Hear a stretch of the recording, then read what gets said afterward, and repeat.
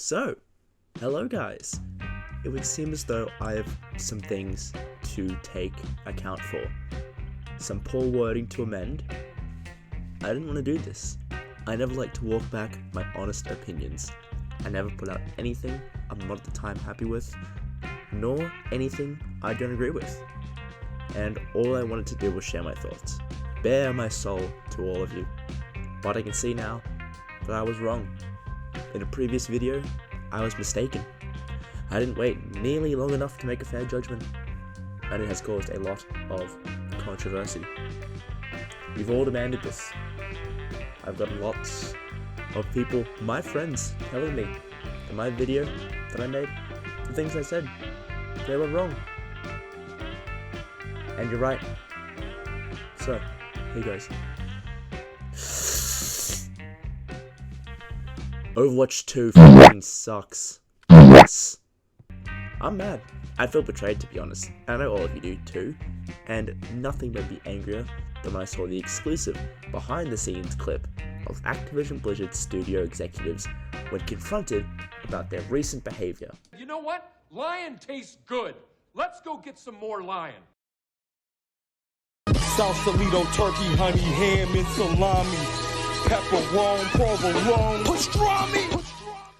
Alright, so I'll be serious now. This isn't going to be anything long. I just watched my Overwatch video again, and I realized that whilst I believe everything in that video still for the most part, I need to make one major amendment, and that being, I no longer love this game. In fact, nor do I even like it. When I initially explored Overwatch 2, I did so as a new player experiencing a new title and giving the developers the benefit of the doubt. Even amidst the controversy, amidst the behind-the-scenes drama, everything I forced my conscience to look past that made Overwatch 2 so uncomfortable to play. I believed, at the very least, Blizzard would deliver on their promises. That's all I wanted, the bare minimum. Instead we got lies. And I'll start with the most important thing, but what ended up being the first step in my decision to make this video, the PvE. Overwatch 2's PvE was promised to players shortly after the release of the base game, PvP, in October of 2020, with an estimated release date of August 10th, 2023. After months of no news, however, no progress updates, and minimal new content added to the game since release, Blizzard announced they would be scrapping the game mode entirely, arguing that they, and quoting from game director Aaron Keller, struggled to find our footing with the hero mission experience early on. Scope grew. We were trying to do too many things at once, and we lost focus. It seems arguable then that the team had come to the conclusion that whatever they put out for the promised PvE campaign, which was purported to have included team-based gameplay with individual character leveling, similar to an RPG even, and, again, quoting Keller, hero missions encompass an in-development game mode that allowed players to upgrade individual heroes through talent trees, providing a deeply replayable version of PvE in Overwatch 2. It was a really exciting concept, something that not only resonated with the players, but the team was passionate about and really dedicated to. Would not have lived up to the expectations of gamers anxiously awaiting the release. Now, whether or not you actually believe that is an entirely personal and subjective debate, or at least it would be, but we'll fucking get to that, won't we? The point being, barely 2 months before the release of the new content is, in my humble opinion, barely enough time to announce this news to players. It's understandable that last-minute decisions often have to be made, and it could be argued that the developers were working to the bone trying to make this the best it could be before eventually having to can it. However, I have no reason to give Blizzard the benefit of the doubt here. So the two scenarios this leaves me with are either that the team was subject to crunching, or that they were doing dick all this whole time. Anyway, remember that ominous that I alluded to like a paragraph ago? Well, that is what we got instead. Because it turns out Overwatch 2 does have a PvE mode now. Except it's a fraction of what we were promised and locked behind a $15 paywall.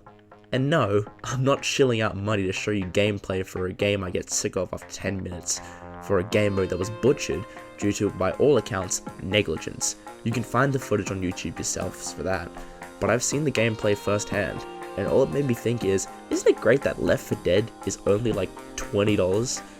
Yes, I know it's anecdotal evidence, but it's not worth this egregious price tag. $15 for barely an hour's worth of content, especially when what was promised was a free edition of a new expansive game mode? Ridiculous. And I'm not going to pretend $15 is a lot of money. What I will stand by is that the price for what you're getting is frankly despicable. It's further scummy behaviour from a developer that hasn't been doing itself any favours lately.